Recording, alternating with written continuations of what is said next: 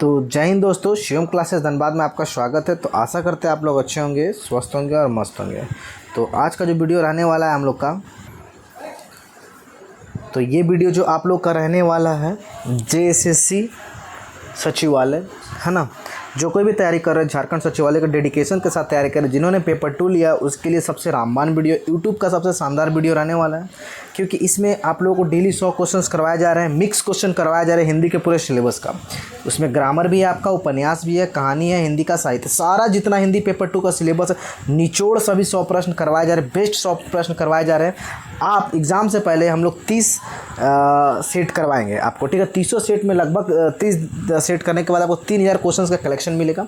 आप ये जाकर के पूरा देख लेना।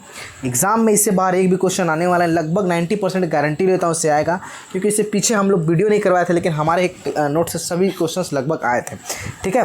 तो चलिए हम लोग वीडियो को स्टार्ट करते हैं। ज़्यादा से ज़्यादा लोगों तक शेयर करना, और हर एक क्वेश्चंस में डिस्कशन एनालिसिस करवाऊंगा, तरीके से याद करवाऊंगा। चलो हम लोग आज का पहला क्वेश्चन जो यहाँ पे ब्रश ले लिया हूँ, बात करते हैं। सर्वप्रथम किसने अंग्रेजी साहित्य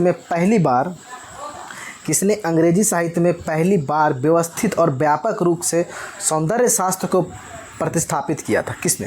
तो देखो, इलियट है, टीएस इलियट है, रिचर्ड है, वर्ड्सवर्थ है, अर्नोल्ड है, मैथ्यूज़ है। इस सब के बारे में पढ़ना है। 5-6 अंग्रेजी साहित्यकार, उसके बारे में पढ़ना है। इन्होंने क्या क्या कहा, क्या मत था, क्या आलोचना था, फलाना ढिकना बहुत ही लोगों ने कहा है। तो देखो, हमको बहुत चीज़ें पढ़नी नहीं है। देखो, समय कम है, पढ़ना क्या क्या है, मेन चीज़ जो एक क्वेश्चन बने। तो इसमें उन्होंने कहा क्या है, क्या क्या मत है, किस किस के बारे में उन्होंने कहा, वो पढ़ना। और याद करने से होगा नहीं, आपको रटना है। रटना भी कैसे, स्मार्ट तरीके। तो मैं बताऊं कैसे। देखो, सर्वप्रथम किसने अंग्रेजी साहित्य में पहली बार व्यवस्थित और व्यापक रूप से सौंदर्य शास्त्र को प्रस्तापित किया था? तो इसका आंसर कौन होगा? I.A. रिचर्ड्स। हम लोग ने कुछ लिंक बैठाए थे।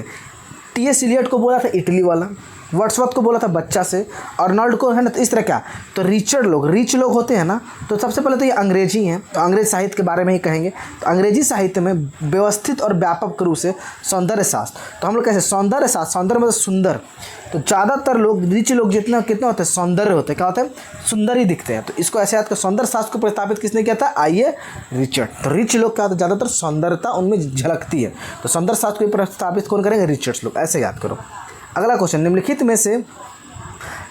में से कौन सी रचना मैथ्यू अर्नोल्ड की है? तो मैथ्यू अर्नोल्ड की कौन सी रचना है? कल्चर एंड अनार्की, ये भी मैथ्यू अर्नोल्ड की है। उसके बाद लिटरेचर एंड डोगमा, ये भी किसकी है? मैथ्यू अर्नोल्ड की है। Essays of church and state, ये भी किसका है? मैथ्यू अर्नोल्ड की है। इसका मतलब ये तीनों मैथ्यू अर्नोल्ड का, तो ऑप्शन हो जाएगा उपयुक्त इनमें से सभी मैथ्यू अर्नोल्ड की। मैथ्यूज़ क्या हम लोग याद रखे थे? मैथ्यू एक खिलाड़ी है, क्रिकेट का खिलाड़ी है ना, क्रिकेट का खिलाड़ी है ना। इसको कैसे हम लोग याद रखे थे? देखो, मैथ्यू जो होता है ना, अपने स्टेट का कल्चर को बढ़ाने के लिए क्रिकेट खेलता है। मैथ्यू जो है ना, अर्नोल्ड, हम लोग ऐसे ही याद किए थे। मैथ्यूज़ को क्रिकेट पकड़ लिए थे, मैथ्यूज़ को क्या पकड़े थे? क्रिकेट का खिलाड़ी है। अब देखो, मैथ्यू है ना, अपने स्टेट का कल्चर को बढ़ाने के लिए क्रिकेट खेलता है। और क्रिकेट खेलता है मैथ्यू, तो क्या होगा? लिटरेचर होगा, पढ़ा लिखा ही होगा। तो मैथ्यू क्या करता है? अपने स्टेट को बढ़ाने के लिए। तो स्टेट से क्या हो गया? Essays on church and state, है ना। तो स्टेट से ये लिंक लगा दें, स्टेट का क्या, कल्चर को बढ़ाने के लिए।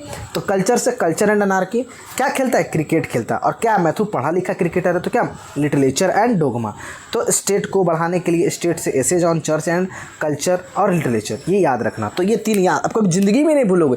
एग्जाम में आया मैथ्यू, तो मैथ्यू तो अच्छा, स्टेट का कल्चर बढ़ाने के लिए खेलता था। और लिटरेचर, तो स्टेट आया, अच्छा स्टेट से अच्छा एसेज ऑन चर्च स्टेट। तो एग्जाम में आपको ये स्टेट दिखेगा और मैथ्यू मार दोगे, लिटरेचर दिखेगा मैथ्यू मार दो, कल्चर दिखेगा मैथ्यू मार दोगे। तो समझ में आ रहा है इससे फ़ायदा क्या हो रहा है? आप ऑप्शन छाट सकते हो। तो ये तरीका आपको यूट्यूब पर कहीं नहीं मिलेगा।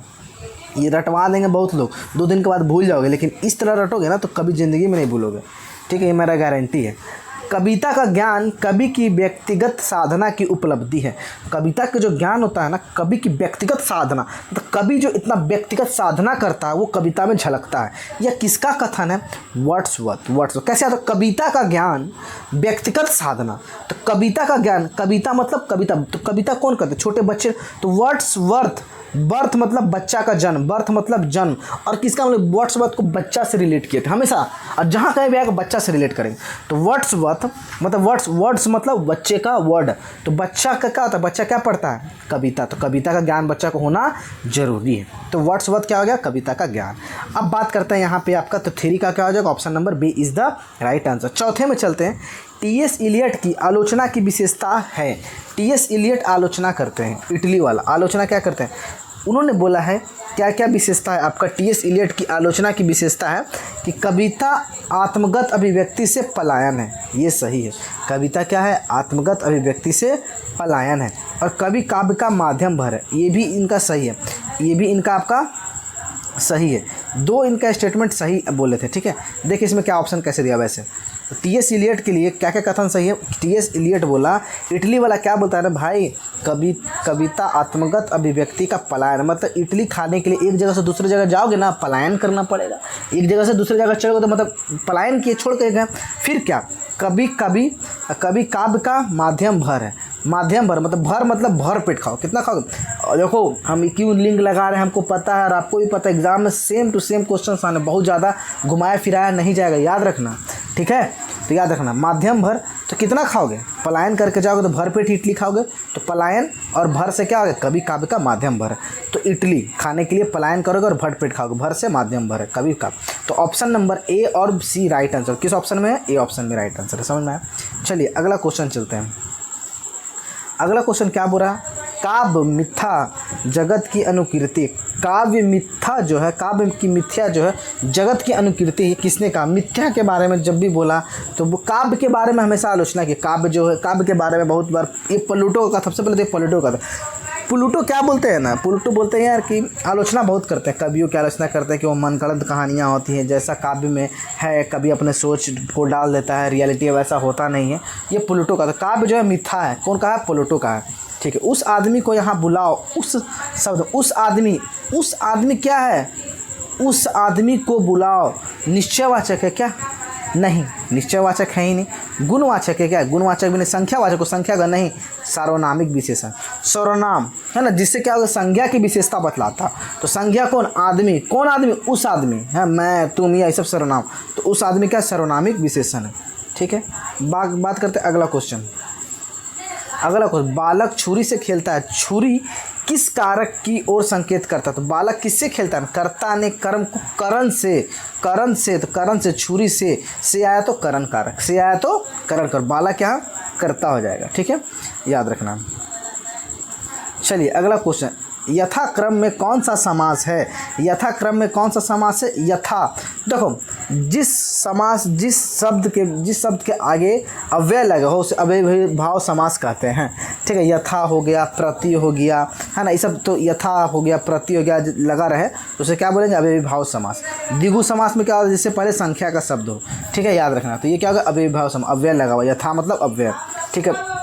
मैदान मारना मुहावरे का सही अर्थ चुनिए, मैदान मारना, ठीक है। तो मैदान मारना क्या, मैदान में पीटना, ये नहीं होता है। मैदान से भाग जाना, ये नहीं।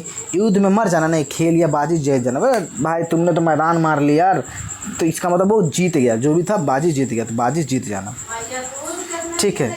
चलिए अगला क्वेश्चन हम लोग का, अगला क्वेश्चन क्या, क्वेश्चन नंबर 11 चलते हैं, ठीक है। राम श्याम से पत्र लिखवाता, इसमें क्रिया का कौन सा भेद, राम श्याम से तो प्रेरणार्थक क्रिया, कौन सा क्रिया, प्रेरणार्थक क्रिया, याद रखना। पूर्वकालिक क्रिया मतलब क्रिया से पहले जो क्रिया उसे पूर्वकालिक क्रिया बताते हैं, कैसा, प्रेरणार्थक क्रिया। प्रेरणार्थक मतलब जो कोई किसी दूसरे से काम करवा रहा हो, ज़्यादातर इसमें सेंटेंस आएगा कोई किसी से काम करवा रहा हो, है ना, तो राम श्याम से पत्र लिखवाता, कैसे, प्रेरणार्थक क्रिया हो जाएगा, ठीक है।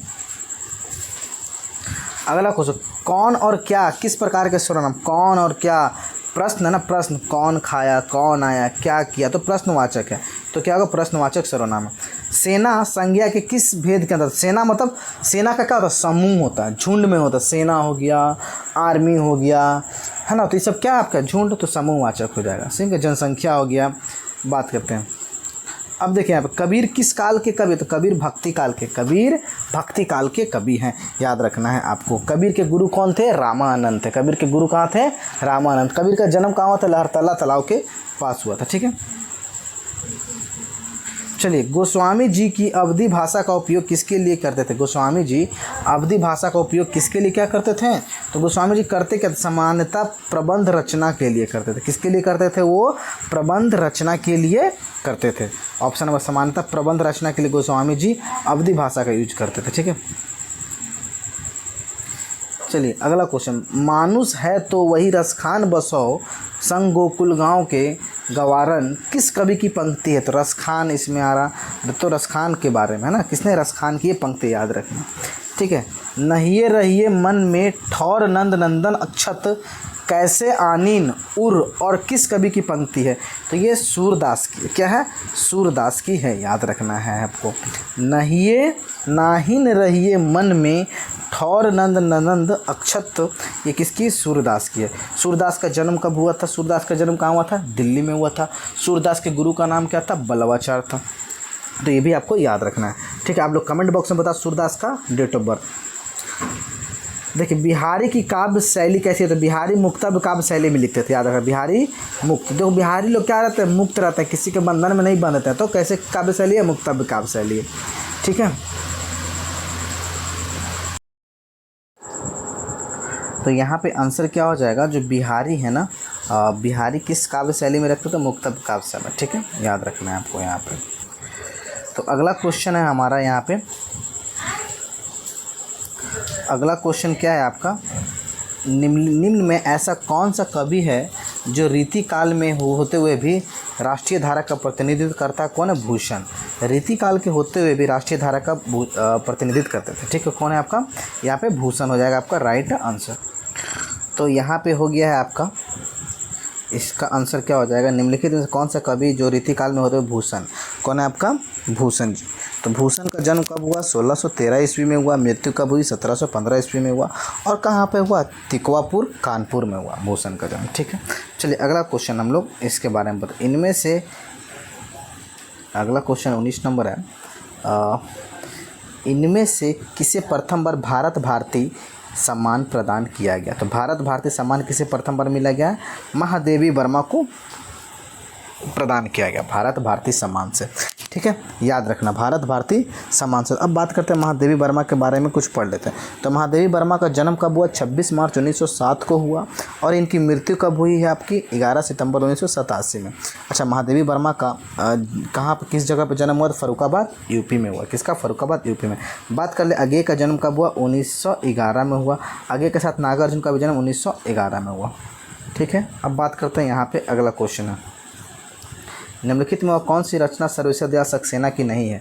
तो याद रखना, सर्वेश्वर दयाल सक्सेना जी की 3 रचनाएं हैं, और बहुत सारे हैं। इसमें तीनों रचना, जैसे लड़ाई सर्वेश्वर दयाल सक्सेना की, चर्चे और चरखे हैं, और लाख की नाक, ये सर्वेश्वर दयाल सक्सेना की। कैसे याद करोगे? देखो हम याद करवाने की कोशिश करते हैं।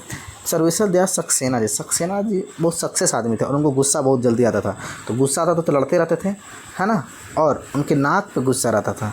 ठीक, और चरखा का काम करते थे। क्या? चरखे का काम करते थे, ऐसे याद रखेंगे। ठीक, कल सुनना मुझे कविता संग्रह किसका है? तो कल सुनना मुझे कविता संग्रह किसका है? धूमिल का है। ये आपका किसका? कल सुनना मुझे कविता संग्रह धूमिल का है। अच्छा, धूमिल का जन्म कब हुआ? 1936 ईस्वी में हुआ है। और इनका जन्म कहाँ हुआ? वाराणसी के यूपी में हुआ। तो कल सुनना मुझे कविता संग्रह धूमिल का है। ठीक है, चलिए आगे बात करते हैं हम लोग। आगे क्या है? राष्ट्रभाषा के प्रचारक बिमल BA पास, नाम उनका एक ही है, श्याम सुंदर दास। ये किसकी पंक्तियाँ हैं? ये किसकी पंक्तियाँ हैं? मैथिली शरण गुप्त की पंक्तियाँ हैं। किसकी है? राष्ट्रभाषा के प्रचारक बिमल BA पास, नाम उनका एक ही है, श्याम सुंदर दास। ये किसकी पंक्तियाँ? मैथिली शरण गुप्त की पंक्तियाँ हैं। किसकी है? आपकी मैथिली शरण गुप्त की आपकी पंक्तियाँ हैं, आपको ये भी ध्यान देना है। ठीक है, चलिए हम लोग आगे बात करते हैं। मैथिली शरण गुप्त हो गया यहाँ पे। अब देखो, मैथिली शरण गुप्त का जन्म कब हुआ था? 1886 ईस्वी में हुआ। इनकी मृत्यु 1964 में हुआ, और चिरगांव यूपी झांसी में हुआ। ठीक है, अगला क्वेश्चन बात करते हैं हम लोग यहाँ पे। हिंदी नाटकों को किस रचनाकार ने पहली बार साहित्यिक भूमिका प्रदान की है? तो हिंदी नाटक को किस रचना ने साहित्यिक भूमिका प्रदान की? तो भारतेंदु हरिश्चंद्र के द्वारा। किसने? भारतेंदु हरिश्चंद्र के द्वारा।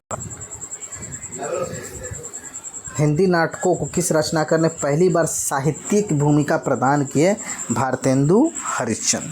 किसने किया? भारतेंदु हरिश्चंद्र। भारतेंदु हरिश्चंद्र का जन्म कब हुआ? 1850 ईस्वी में हुआ। कहाँ पे हुआ आपका भाई? काशी में हुआ, यूपी के काशी में हुआ। ठीक है, अब बात करते हैं अगला क्वेश्चन हम लोग का है, ऐतिहासिक पृष्ठभूमि पर किस रचनाकार ने कहानियाँ लिखी? ऐतिहासिक पृष्ठभूमि पर किसने लिखी? जयशंकर प्रसाद। जयशंकर प्रसाद ने लिखी है, आपको ये ध्यान देना। तो जयशंकर प्रसाद का जन्म कब हुआ? 1889 में जन्म हुआ। इनकी मृत्यु कब हुई? 1937 में वाराणसी के यूपी वाराणसी में हुआ जयशंकर प्रसाद। ठीक है, अगला क्वेश्चन हम लोग का क्या है? ठीक है, अगला क्वेश्चन क्या बोला? मनुष्यों की मुक्ति की तरह कविता की भी मुक्ति है। मनुष्य की जैसे मुक्ति मिलता है उसी तरह कविता की भी मुक्ति है। ये किसने? निराला जी ने, है ना। तो निराला बहुत ही निराला जी का जन्म कब हुआ? वेस्ट बंगाल के महिषपाल में हुआ था। ठीक है, निराला जी का जन्म कब हुआ? तो वेस्ट बंगाल के महिषदापाल में आपका हुआ था। कब हुआ था? 1896 में हुआ था। ठीक है, अब बात करते हैं निराला किस्म के थे, ये बोलते थे मुक्त रहना चाहते थे, है ना। तो मुक्ति तो निराला जी।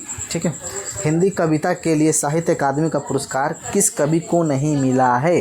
तो देखो, हिंदी साहित्य के लिए बहुत सारे लोगों को साहित्य अकादमी पुरस्कार मिला। देखो क्या क्या मिला है, मैंने इसमें लिख भी दिया है आपको। अच्छा, ये बात करते हैं हम लोग नागा अर्जुन को। तो नागा अर्जुन को साहित्य अकादमी पुरस्कार मिला है। ठीक है, पत्रहीन नग्नगाछ के लिए मिला है। फिर सुमित्रा नंदन पंत जी को भी मिला है। आपको यहाँ पे क्या बोलते हैं, क्या बोला? अकादमी का पुरस्कार नहीं मिला है। नागार्जुन को मिला है, साहित्य अकादमी पुरस्कार नहीं मिला, याद रखना। इनको ज्ञानपीठ पुरस्कार मिला है ना। इनको क्या चीज़ मिला? देखो पुरस्कार यहाँ पे लिख दिए हम लोग। इनको काव्य में ज्ञान पत्रहीन गाछ के लिए दूसरा पुरस्कार, साहित्य अकादमी पुरस्कार नहीं मिला, ये ऑप्शन हो जाएगा। ठीक है, याद रखना, कंफ्यूज मत होना। आपको ये आंसर है, नागार्जुन को साहित्य अकादमी पुरस्कार नहीं मिला है। ठीक है, बाकी माखनलाल चतुर्वेदी को मिला है, सुमित्रा नंदन पंत को मिला है, कला एवं बूढ़ा चांद के लिए मिला, अगेय जी को मिला है, आंगन के पार द्वार के लिए साहित्य अकादमी। ठीक है, याद ध्यान रखना है। चलिए, किस कहानीकार ने अपनी कहानियों में मुख्यतः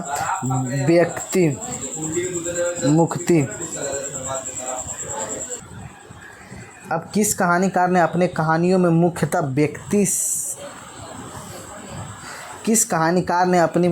में मुख्यतः व्यक्ति के आत्मसमर्पण का चित्रण किया है? तो किसने किया? अगेय जी ने। और अगेय की बात याद रखना, प्रयोगवादी कवि थे। क्या थे? प्रयोगवादी। अगेय जी का जन्म कब हुआ? 1911 में हुआ है। कहाँ हुआ? 1911 में अगेय जी का जन्म हुआ, 7 मार्च 1911 को। ठीक है, और इनका जन्म कहाँ पे हुआ? अगेय जी का 7 मार्च 1911 को कुशीनगर यूपी के देवरिया जिले में हुआ। कहाँ पे हुआ? देवरिया जिले में। इनमें से प्रकृति का चितेरा कवि किसे माना जाता है? तो प्रकृति का चितेरा तो पंत जी को, सुमित्रानंदन पंत जी को। देखो, बचपन में न माँ का प्यार मिला न बाप का प्यार मिला, ये प्रकृति प्रेमी थे, तो पंत जी को मिला। किसको मिला? सुमित्रानंदन पंत जी को। ठीक है, ये भी आपको ध्यान देना। इनका जन्म कब हुआ? सुमित्रानंदन पंत जी का 1900 में हुआ। कब हुआ? 1900 में हुआ। कहाँ पे हुआ? कसौनी यूपी में हुआ। ठीक है, याद रखना है। बात करते हैं यहाँ पे रामधारी सिंह दिनकर को किस रचना पर साहित्य अकादमी पुरस्कार मिला है? तो रामधारी सिंह दिनकर को संस्कृत के 4 अध्याय के लिए मिला साहित्य अकादमी पुरस्कार, 1956 में मिला है। और रामधारी सिंह दिनकर के द्वारा लिखी गई उर्वशी है, इसके लिए ज्ञानपीठ पुरस्कार उनको कब मिला है? 1912 में मिला है, 1992 में मिला है। ठीक है, याद रखें, उर्वशी के लिए। ठीक है, रामधारी सिंह दिनकर को। अच्छा, रामधारी सिंह दिनकर के द्वारा कुरुक्षेत्र भी लिखा गया है। ठीक है, तो याद रख, संस्कृत के 4 अध्याय के लिए दिन भर संस्कृत के बारे में पढ़ते रहते थे। दिन भर मतलब दिनकर संस्कृत लिखते रहते थे, है ना। तो साहित्य अकादमी पुरस्कार मिल गया और उर्वशी के लिए ज्ञानपीठ पुरस्कार मिला है। ठीक है, इनको रामधारी सिंह दिनकर को। चलिए, अगला क्वेश्चन हम लोग का क्या है यहाँ पे?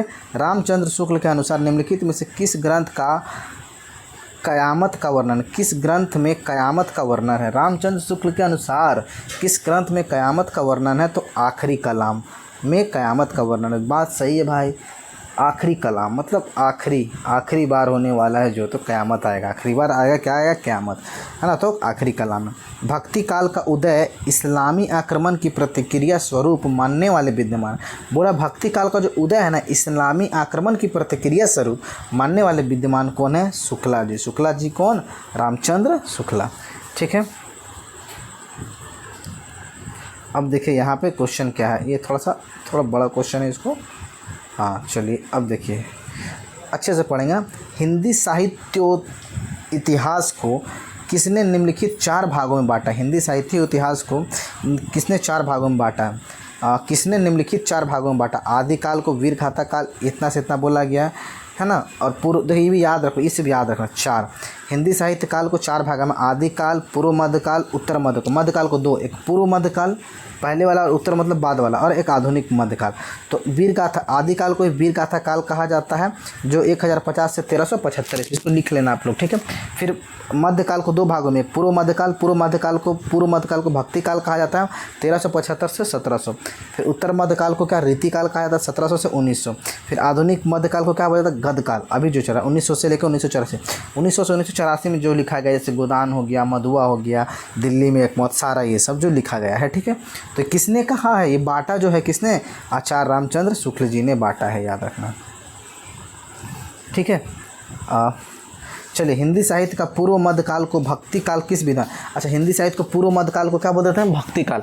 देखो अभी यहाँ पे हम लोग पढ़े पूर्व मध्यकाल है ना, पूर्व मध्यकाल को भक्ति काल। यहाँ पे देखो पूर्व मध्यकाल, अभी ये भी इसी क्वेश्चन में था, इसी क्वेश्चन में है, मैं आपको दिखाने की कोशिश करता हूँ। पूर्व मध्यकाल है ना, यहाँ पे ये देखो पूर्व मध्यकाल को भक्ति काल किसने, अभी क्वेश्चन पूछा किसने कहा है, ठीक है। तो किसने कहा? रामचंद्र शुक्ल ने कहा है, ठीक है। हिंदी साहित्य का आधुनिक काल को गद काल किसने कहा? ये भी रामचंद्र शुक्ल। तो रामचंद्र शुक्ल ने बांटा है ना आदिकाल को, फिर आपके बाद उसको मध्यकाल को, पूर्व मध्यकाल, उत्तर मध्यकाल, फिर आधुनिक काल, है ना, याद रखना है। चलिए अगला क्वेश्चन क्या है आपका? अगला क्वेश्चन, सूरदास की रचना में संस्कृत की कोमलाकांत पदावली और अनुप्रासों की वह छटा नहीं है जो तुलसी की रचना में दिखाई पड़ती है। कथन किसका है? ये आचार्य रामचंद्र शुक्ला जी बोलते हैं ना। सूरदास की जो रचना में संस्कृत की कोमलता पदावली और अनुप्रासों की वह छटा नहीं है जो तुलसीदास में दिखाई पड़ती है। इसमें रामचंद्र शुक्ल जी ने बोला है, ठीक है, याद रखना। अब बात करते हैं अगला क्वेश्चन क्या है। रामानंद वर्णाश्रम व्यवस्था को समाज के लिए स्वीकार करते थे किंतु उपन्यास के क्षेत्र में नहीं। ये किसने बोला? आचार्य रामचंद्र शुक्ल। तो रामचंद्र शुक्ल का बहुत सारे स्टेटमेंट भी ध्यान देना है। रामानंद वर्णाश्रम, तो वर्णाश्रम ऐसे, इसको ऐसे लिंक के बैठा लो, सबसे अच्छा रहेगा कि लिंक बैठा लो इसको, ठीक है, क्वेश्चन फंसेगा नहीं आपका। कैसे लिंक बैठाओगे? रामानंद वर्णाश्रम, राम भगवान आश्रम में रहते थे ना, तो आचार्य रामचंद्र शुक्ला, ठीक है। चलिए अगला क्वेश्चन हम लोग क्या बोल रहा है यहाँ पर। अगला क्वेश्चन का, भूषण को हिंदू जाति का प्रतिनिधित्व कवि किसने कहा है? भूषण को हिंदू जाति का प्रतिनिधित्व कवि किसने कहा है? रामचंद्र शुक्ल ने। भूषण कौन? वीर रस के कवि थे। भूषण कैसे थे? आपके वीर रस के कवि थे। इनका जन्म कब हुआ? 1613 में हुआ। और कहाँ पे जन्म हुआ? तिकोवापुर, कानपुर के यूपी में हुआ। तो भूषण को हिंदू जाति का प्रतिनिधित्व कवि किसने माना है? रामचंद्र शुक्ला ने माना है। सूरदास को प्रेम पक्ष लोक से न्यारा है, यह कथन किसका है? आचार्य रामचंद्र शुक्ला जी का ये कथन है, ठीक है।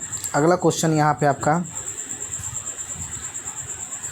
यदि गद्य कवियों या लेखों की कसौटी है तो निबंध गद्य की कसौटी, यह भी किसने कहा?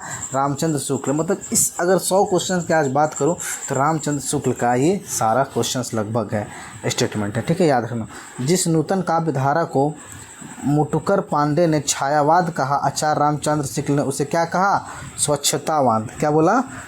स्वच्छंदतावाद कहा है। रामचंद्र शुक्ल ने क्या किया? स्वच्छंदतावाद कहा है, ठीक है। छायावाद को रामचंद्र शुक्ल ने क्या कह दिया? स्वच्छंदतावाद कह के पुकारा है, ठीक है, याद रखना। अगला क्वेश्चन, हिंदी में रीति काव्य प्रायः उपेक्षा का ही भागी रहा है, किसका कथन है? डॉक्टर नागेंद्र जी बोलते हैं ना कि रीति काव्य प्रायः उपेक्षा का ही भाग रहा है, हिंदी काव्य उपेक्षा का ही भाग रहा है। किसने कहा? नागेंद्र ने कहा। अब देखो नागेंद्र जी के बारे में यहाँ आना स्टार्ट हो गया, ठीक है। चलिए अगला क्वेश्चन क्या है, यहाँ पे थोड़ा सा बड़ा है। द्विवेदी युग के आलोचकों ने इस कविता को नीति भ्रष्ट कहकर तिरस्कृत किया। छायावाद के प्रतिनिधित्व कवि लेखक इसको अति यतीन्द्र और स्थूल कहकर हे समझते रहे और आज का प्रगतिशील समीक्षक इसको सामंतवाद की अभिव्यक्ति मानकर प्रकृतियावाद कविता कहता। किसका कथन है? डॉक्टर नागेंद्र का। किसका कथन है? डॉक्टर नागेंद्र का, है ना। द्विवेदी युग से रिलेशन आ जाएगा तो नागेंद्र जी के बारे में कहा जाएगा, ठीक है। अगला क्वेश्चन क्या दिया? डॉक्टर नागेंद्र ने हिंदी एकांकी का प्रारंभ किस एकांकी से माना है? एक घूट। तो एक घूट किसके द्वारा है? एक घूट जयशंकर प्रसाद के द्वारा है, लिखा गया, ठीक है। अब डॉक्टर नागेंद्र ने हिंदी एकांगी का हिंदी एकांकी का प्रारंभ किस एकांकी से? हिंदी एकांकी, प्रथम हिंदी एकांकी एक गुट है जो किसकी रचना है? जयशंकर प्रसाद की, और नागेंद्र ने इसको पहली एकांकी माना है। पंडित दाता दिन कितने वर्ष के थे? तो याद रखना, पंडित दाता दिन माता दिन 70 वर्ष के थे। पंडित दाता दिन राग दरबारी का है, ठीक है, 70 दिन के थे। निम्नलिखित में से किस पात्र को नवयुग की साक्षात प्रतिमा कहा गया है? किस काव्य को? मालती को। क्या कहा गया? मालती को बोला गया नवयुग की साक्षात प्रतिमा है। मालती क्या है? डॉक्टर से प्रेम करती थी। मालती डॉक्टर से प्रेम करती थी। मालती को क्या हो जाता है? मिर्गी का बीमारी था। किस चीज़ का बीमारी था? मिर्गी का बीमारी था। चलिए अगला क्वेश्चन है यहाँ पे, विवाह में सामाजिक समझौता समझता हूँ। विवाह को मैं सामाजिक समझौता समझता हूँ और उसे तोड़ने का अधिकार न पुरुष को है और न ही स्त्री को है। गोदान उपन्यास में यह कथन किसका है? मेहता है, डॉक्टर मेहता। देखो मेहता बड़े अच्छे इंसान थे ना, बड़े अच्छे इंसान थे ना, उन्होंने यह बात कही है। चलिए अगला क्वेश्चन, मिस्टर खन्ना की पत्नी का क्या नाम था? कामनी था। मिस्टर खन्ना की पत्नी का क्या नाम था? कामनी था, ठीक है। मिस्टर खन्ना की पत्नी का क्या नाम था? कामनी था। ये कहानी आप लोग पढ़ना तो ज़्यादा समझ में आएगा, ठीक है। रामकिशन बाबू का जमाना रामकिशन बाबू के साथ चला गया। महिला आंचल उपन्यास में यह कथन किसका? छोटन बाबू बोलते हैं कि रामकिशन बाबू का ज़माना, रामकिशन बाबू के साथ छोटका बाबू बोलता है रामकिशन बाबू के बारे में, रामकिशन बाबू का ज़माना चल गया, ठीक है। अब देखिए अगला क्वेश्चन क्या है यहाँ पर। अगला क्वेश्चन, आंचलिक को कथा साहित्य की एक विशेष प्रवृत्ति के रूप में प्रतिस्थापित करने का श्रेय किसे दिया जाता है? फणीश्वरनाथ रेणु को। किसे दिया जाता है? फणीश्वरनाथ रेणु। फणीश्वरनाथ रेणु का जन्म देखते हैं तो कब हुआ? आप लोग जल्दी से बताओ। फणीश्वरनाथ रेणु का जन्म 1921 को हुआ, 4 मार्च को। मृत्यु कब हुई? 11 अप्रैल 1977 में हुआ। कहाँ पर हुआ? अररिया बिहार में फणीश्वरनाथ रेणु जी का जन्म है, ठीक है, याद रखना है।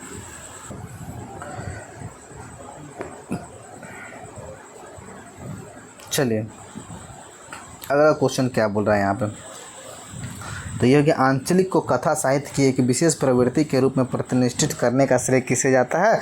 फणीश्वरनाथ रेणु का। अब देखिए अगला क्वेश्चन, महिला आंचल उपन्यास में किस पात्र, महिला आंचल है ना, किस पात्र के निरक्षरता पर ग्लानि महसूस हुई? तो राम कृपाल सिंह बेचारा क्या था? निरक्षर था, इस पर ग्लानि महसूस हुई, ठीक है। अगला क्वेश्चन हुआ, मेरीगंज गांव में किस सेंटर के खुलने की बात कही गई थी? मलेरिया सेंटर, है ना, जिसमें डॉक्टर आया था, डॉक्टर प्रशांत आया था, ठीक है, डॉक्टर प्रशांत, ठीक है। बात करते हैं अगला क्वेश्चन यहाँ पे, राग दरबारी उपन्यास में वैद्य जी के द्वारा किसे शिवपालगंज का कठपुतली प्रधान बनाया गया है? शनिच्चर को। किसे? तो वैद्य जी जो है ना, शनिच्चर उसका नौकर थी वैद्य जी का, उसको कठपुतली प्रधान में खड़ा करवा देते हैं, उसका कठपुतली था, ठीक है। चलिए अगला क्वेश्चन है यहाँ पे क्या है, राग दरबारी उपन्यास में शनिच्चर का मूल नाम क्या था? मंगलदास। क्या नाम था शनिच्चर का मूल नाम? मंगलदास था, ठीक है। राग दरबारी के यथार्थ चित्रण की कथन गंभीर भंगिता को स्वयं लीला किसने कहा है? तो नित्यानंद तिवारी ने कहा। किसने कहा है? नित्यानंद तिवारी ने कहा है। राग दरबारी बड़ी उषा का महाग्रंथ है, बड़ी उब का महाग्रंथ है। राग दरबारी में 36 अंक है, बहुत बड़ा ग्रंथ है और इसका अपठित रह जाना ही इसकी नियति है, मतलब लोग पढ़ ही नहीं पाता है। किस पत्रिका में छपा कथा ना? कथा में। तो राम दरबारी बहुत बड़ा कथा है यार, इसको कोई पढ़ ही नहीं पाता है, ऐसा है, तो किसमें? कथा ने, ठीक है। आधे अधूरे नाटक का पात्र अशोक कौन सा कोर्स कर रहा था और तीसरे साल में बीमार हो गया? तो आधे अधूरे में कौन? बीएससी कर रहा था। अशोक क्या था? सावित्री का बेटा जो था अशोक बीएससी कर रहा था। आधे अधूरे नाटक के पात्र पुरुष 2 को जलवायु की दृष्टि से कौन सा देश पसंद था? तो जलवायु की दृष्टि से पात्र पुरुष 2 को इटली पसंद था। क्या पसंद था? इटली, ठीक है। अब चलिए यहाँ पर देखते हैं, आधे अधूरे नाटक में वर्णित है पारिवारिक विघटन की कथा, हाँ ये सही है। मानवीय संतोष के अधूरा पूर्ण का रेखांकन, ये भी सही है। तलाकशुदा दंपति की समस्या, ये गलत है। पत्नी के प्रति अतिशय के गलत है। तो ऑप्शन नंबर ए और बी इज़ द राइट है। तो किसमें? ऑप्शन नंबर ए में, ठीक है। अब चलिए अगला क्वेश्चन आपको क्या बोल रहा है, एक गुब्बारा सा हर वक्त मेरे अंदर भरा रहता है और मैं इंतज़ार में रहती हूँ जिसे कब कोई बाहर बहाना मिले जिससे उसे बाहर निकाल लूँ। आधे अधूरे में यह संबंध किसका है? तो बड़ी लड़की द्वारा स्त्री को कहा गया है। बड़ी लड़की द्वारा स्त्री को कहा गया है आधे अधूरे नाटक में। ठीक है, बात करते हैं अगला। भारत दुर्दशा नाटक के अंक के नाम है। नाटक के अंक के नाम क्या है? तो इसमें देखो, इसमें भी 2-3 ऑप्शन है, याद रखना। बीथी, गंभीर वन का मध्य भाग, किताब खाना। तो भारत दुर्दशा नाटक के अंकों का क्या क्या नाम है? तो क्या क्या नाम है? 3 है। एक बीथी नाम है, गंभीर वन का मध्य भाग और किताब खाना, ये तीनों है। ठीक है, तो ऑप्शन नंबर क्या हो जाएगा? ए, बी और डी। किसमें है? ए, बी और डी। ऑप्शन नंबर केवल डी। ठीक है, ऑप्शन नंबर केवल डी सही हो जाएगा। ठीक है, अब देखिए, भारत दुर्दशा नाटक की आशा नामक पत्र किस वेश पे मंच आता? आशा आता है कि भारत को भारत दुर्दशा से बचाने के लिए। तो किस वेश में आता है मंच पे? किस वेश पे आता है आपका? लड़की के वेश में, है ना। आशा जो आती है, लड़की का नाम है, आशा के वेश में आती है। ठीक है, अब काफर काला नीच पुकारू, तोड़ू पैर और हाथ दो, इनको संतोष सुखामद कायरता भी साथ है, मुझे डैश भारत दुर्दशा नाटक किस पात्र के पंक्ति? भारत दुर्दशा, दुर्दैव मतलब भारत का दुर्दशा करने वाला। भारत दुर्दैव बोलता है कि पैर हाथ सब तोड़ देंगे भारत का, तो यही है। तो भारत दुर्दैव होगा इसका आंसर। ठीक है, देखो यार, जिनको कहानी अचानक नहीं समझ में आती, कहानी थोड़ा सा पढ़ लो। आपके पास बुक कोई ना कोई खरीदे हो, एक ओवर भी पढ़ लो, उसके बाद फिर वीडियो को ज़्यादा समझ में आएगा। ठीक है, अब बात करते हैं भारत दुर्दशा नाटक में कौन सा पात्र आत्महत्या करता है? तो भारत भाग आत्महत्या कर लेता है कि अब भारत नहीं निकल पाएगा आलस से, डिसलॉयल्टी से, ये सब चीज़ों से। ठीक है, चलिए अगला क्वेश्चन क्या है यहाँ पे?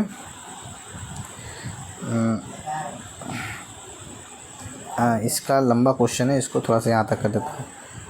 चलिए, नीचे दिए गए कथन ध्रुवस्वामिनी नाटक पर इब्सन के समस्या नाटकों का प्रभाव दिखता है। दूसरा, ध्रुवस्वामिनी नाटक में नारी के अपने निर्णय और स्वतंत्रता को रेखांकित नहीं किया है, ये गलत है। आलोचक विकल्प से देखें, कथन एक सही है लेकिन दो। देखिए, नारी के अपने निर्णय और स्वतंत्रता को रेखांकित, देखिए हाँ ये रेखांकित किया गया है, ठीक है, और ये गलत है। ठीक है, चलिए अगला क्वेश्चन क्या बोला? ध्रुवस्वामिनी नाटक के स्त्री पात्र। ध्रुवस्वामिनी नाटक के स्त्री पात्र कौन है? एक कोमा है और एक ध्रुवस्वामिनी है। कौन है? कोमा है और एक ध्रुवस्वामिनी है। ठीक है, उसके साथ साथ मंदाकिनी भी है। कौन है? आपकी मंदाकिनी भी है। ठीक है, तो ए, सी और डी इसका आंसर हो जाएगा। चलिए अगला क्वेश्चन क्या दिया हुआ है यहाँ पे? कुबड़ा, बौना, हिजड़ा आदि पात्र किस नाटक में है? ध्रुवस्वामिनी में है। ठीक है, अगला क्वेश्चन, पूर्ववर्ती नाटक स्वच्छंदतावादी है तो ध्रुवस्वामिनी आधा रोमांटिक और यथार्थवादी है। ध्रुवस्वामिनी नाटक के विषय में यह कथन किस आलोचक का है? तो बच्चन सिंह बोलते हैं, राम बच्चन। बच्चन मतलब अमिताभ बच्चन। रोमांटिक नाटक भी क्या फिल्म, तो ऐसे याद कर लो, बच्चन सिंह जी कहते हैं। ठीक है, अब देखिए अगला क्वेश्चन है, मैं सच कहता हूँ आज तक तुमने जितनी कहानियाँ सुनी सब में बड़ी टीस थी। शहजादों के दुख, रंग महल के अभिव्यक्ति, बेगम, निष्फल प्रेम, करुणा कथा और पीड़ा से भरी हुई कहानियाँ हो तुम। पर ऐसे ही हंसने वाली कहानी और सुनाओ तो मैं अपने सामने ही बढ़िया शराब पिला सकूँ। यह कथन किसका है? तो मधुआ है। तो मधुआ क्या है? शराबी रहता है, जिसको क्या करता है? मधुआ एक बच्चा रहता है। ठीक है, मधुआ बच्चा रहता है जो शराबी उसको लेकर के आता। तो ये मधुआ के बारे में कहा गया है। ठीक है, आज 7 दिन हो गए हैं, पीने का कौन कहे छुआ तक नहीं, आज 7वां दिन है, सरकार कौन बोलता है? मधुआ बोलता है। ठीक है, मधुआ कहानी है ना। मधुआ कहानी में कौन बोलता है? शराबी बोलता है, 7 दिन से छुए नहीं है। ठीक है, बहुत बड़ा बेवड़ा रहता है वो।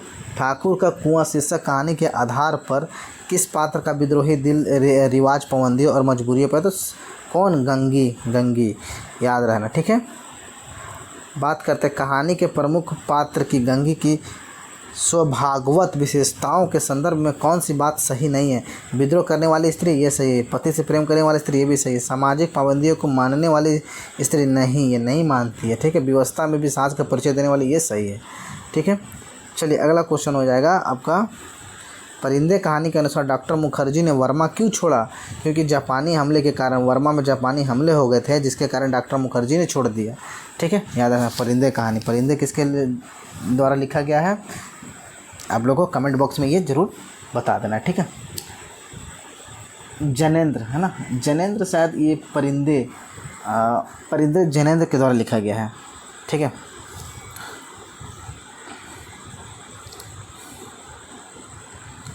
चलिए, परिंदे कहानी में दिए गए कथन में धुंध किसके मन स्थिति का प्रतीक है? बाहर धुंध की नीले तरह बहुत घनी घटी हो चुकी है, किसका? लतिका। ठीक है, मिसाल कहानी के मुख्य पात्र मिसपाल कहानी के मुख्य पात्र मिसपाल हो गया। मिसपाल कहानी के मुख्य पात्र मिसपाल कहाँ रहती थी? तो वो हिमाचल प्रदेश में रहती थी। कहाँ रहती थी? हिमाचल प्रदेश में रहती थी। मिसपाल किसके द्वारा लिखा गया? मोहन राकेश के द्वारा लिखा गया। दिल्ली में एक मौत कहानी किसके द्वारा? तो कमलेश्वर के द्वारा में लिखा गया है ना। कहानी का पात्र नहीं है तो दीवान चंद तो है, दीवान चंद जिसकी मौत हो जाती है। अतुल मवानी है, धर्मा भी है ना। मधुआ इस कहानी का नहीं है, मधुआ जयशंकर प्रसाद के द्वारा लिखी गई कहानी का। ठीक है, अब बात करते हैं यहाँ पे, चलिए, नीलम देश की राजकन्या कहानी में नीलम देश की राजकन्याओं को एकाएक डैश का हास और कौतुक जाने क्यों फीका लगने लगा, रिक्त स्थान भरें। तो किन्नरी बालाओं, एकाएक किन्नरी बालाओं का, तो राजकन्या को, नीलम देश की राजकन्या एकाएक जो किन्नरी बालक थी उनका हास कौतुक जाने फीका लगने लगा। वो हंस रहे थे, उनको फीका लगने लगा, क्योंकि किन्नरी बालाओं।